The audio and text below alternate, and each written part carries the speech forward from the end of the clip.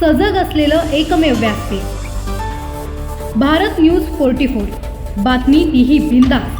पनवेल पंचायत समिती निवडणुकीच्या पार्श्वभूमीवर प्रभाग क्रमांक 11 मधून अपक्ष उमेदवार म्हणून श्री सखाराम रघुनाथ पाटील यांनी आपली उमेदवारी जाहीर केली आहे। आपला हक्काचा माणूस या घोषवाक्यासह ते सफरचंद या निवडणूक चिन्हावर निवडणूक लढवत असून त्यांच्या प्रचाराला नागरिकांचा सकारात्मक प्रतिसाद मिळत आहे। यापूर्वी पनवेल पंचायत समितीचे उपसभापती तसेच पनवेल महानगरपालिकेचे स्वीकृत नगरसेवक म्हणून काम करताना त्यांनी विविध विकास कामांतून जनतेचा विश्वास संपादन केला आहे। रस्ते, पाणीपुरवठा, स्वच्छता, आरोग्य, शिक्षण आणि मूलभूत सुविधांच्या विकासासाठी त्यांनी सातत्याने पाठपुरावा केल्याचे स्थानिक नागरिक सांगतायत। पुढील 5 वर्षासाठी स्मार्ट प्रभाग संकल्पना, जलसंधारण, क्रीडांगण, वाचनालय, व्यायामशाळा तसेच युवकांसाठी रोजगाराभिमुख उपक्रम राबवण्याचा संकल्प श्री पाटील यांनी व्यक्त केला आहे। मी केवळ निवडणुकीपुरतच नव्हे तर कायम जनतेसोबत राहिलो आहे असा विश्वास त्यांनी मतदारांशी संवाद साधताना व्यक्त केला आहे। पनवेल पंचायत समिती निवडणुकीसाठी मतदान गुरुवार दिनांक 15 जानेवारी 2026 रोजी सकाळी 7 ते सायंकाळी 5 वाजेपर्यंत होणार असून मतदारांनी मोठ्या संख्येने मतदान करून लोकशाहीचा उत्सव साजरा करावा असे आवाहन त्यांनी केले आहे। पाटील, माझी निशाणी आहे ॲपल, मराठीत म्हणजे सफरचंद। 8 नंबरच्या निशाणीवरती माझा 2 नंबरचं मशीन, 8 नंबरचा माझं चिन्ह आहे। त्यावरती सर्वांनी मला भरघोस मतांनी निवडून द्या असं मी का सांगू इच्छितो। मी गेले 24 वर्षे या प्रभागात काम करतो आहे। काम असं पण नाही, आमदार विवेक पाटील आणि आमचे लोकनेते दिबा पाटील साहेब यांच्या आदर्शानुसार आम्ही काम चालू केलेलं आहे। आमदार विवेक पाटील ज्या वेळेला रस्त्यावरती उतरले त्या वेळेला आम्ही त्यांच्याबरोबर रस्त्यावर उतरून लोकांची कामं केली।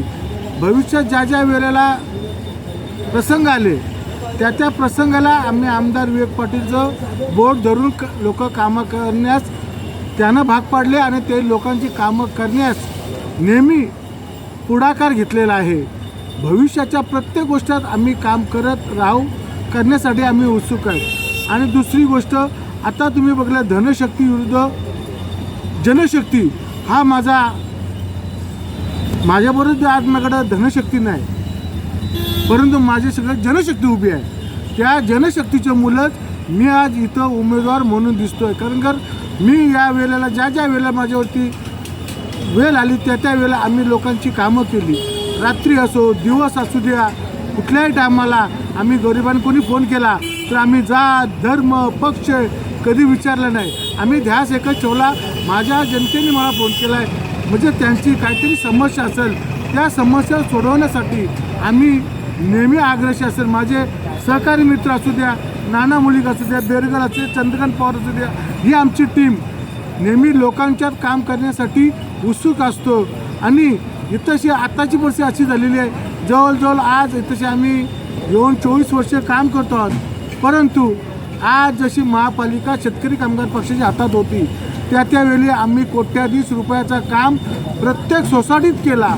कारण का इथं राहणारा मध्यमवर्ग मनुष्य होता, त्याला इथंशी खर्च करण्याची त्यावेळेला तेवढी ताकद नव्हती। कारण का एका पगाराने त्यावेळेला त्यांचं घर चालवायचे, त्यांचा घर चालवणं फार मुश्किल होतं। परंतु आम्ही शेतकरी कामगार पक्षाने नेहमी पुढाकार घेतला आणि लोकांची सोसायटी कामं असू द्या, कुठले तुम्हाला पाण्याचं काम असू द्या, हे आम्ही प्रामाणिकपणे लोकांची कामं केली आहेत। दुसरी गोष्ट, जशी ग्रामपंचायत संपली तशी महानगरपालिका लागली। महानगरपालिका लागल्यामुळे त्या वेळेला आम्हाला महानगरपालिकेला त्यावेळेला लोकांना सांगितलं गेले, बाबा ही महानगरपालिका होऊ द्या, तुम्हाला टॅक्स जो जुना आहे हाच लागला जाईल। परंतु जशी महानगरपालिका यांच्या हातात गेली त्याच्यामुळं त्याही कितीतरी पटीने टॅक्स वाढवलेला आहे। आज लोकांची परिस्थिती अशी आहे, कारण का ते टॅक्स भरणार का कुटुंब चालवणार का शाळेतल्या मुलांचा खर्च करणार, याच्यावरती मध्यमवर्गीय लोक फार प्रसंगात टाकलेली आहे पालिकेने। आणि दुसरी गोष्ट, इथंशी जी प्रगती जी जनतेची प्रगती व्हायची ती प्रगती झाली नाही। प्रगती फक्त त्यांची झाली, जे कॉन्ट्रॅक्टर आहेत, जे नेते आहेत, प्रगती त्यांची झाली आहे, पण माझे जनतेची प्रगती काय झाली नाही विकासाची। आणि विकासाचं काम करण्यासाठी कोणी तयार नाही. 8 वर्षात करोडो रुपयाचा आज टॅक्स यांच्याकडे जमा आहे. आज 3 वर्ष झाली जवळजवळ ते का आज पालिकेला होऊन, परंतु यांचा भरमसाठ पद्धतीने खर्च करतायत. जनतेचा पैसा लूटमारीत चाललेला आहे. म्हणून तो आम्ही एक या विचाराने आम्ही आमची जनता आम्हाला ज्या वेळेला शेतकरी कामगार पक्षाने आम्हाला इथं सीट ना सुटल्यामुळंच इथल्या 3 सीट असल्याकारणे 1 सीट सेनेकडे गेली, दुसरी सीट सखा पक्षाकडे गेली आणि तिसरी सीट ही काँग्रेसकडे गेली होती, परंतु काँग्रेसने ती सेनेला विरोध करण्यात देण्यात आलेली आहे. परंतु आपण विजयी झाल्यानंतर साहेब मी तुम्हाला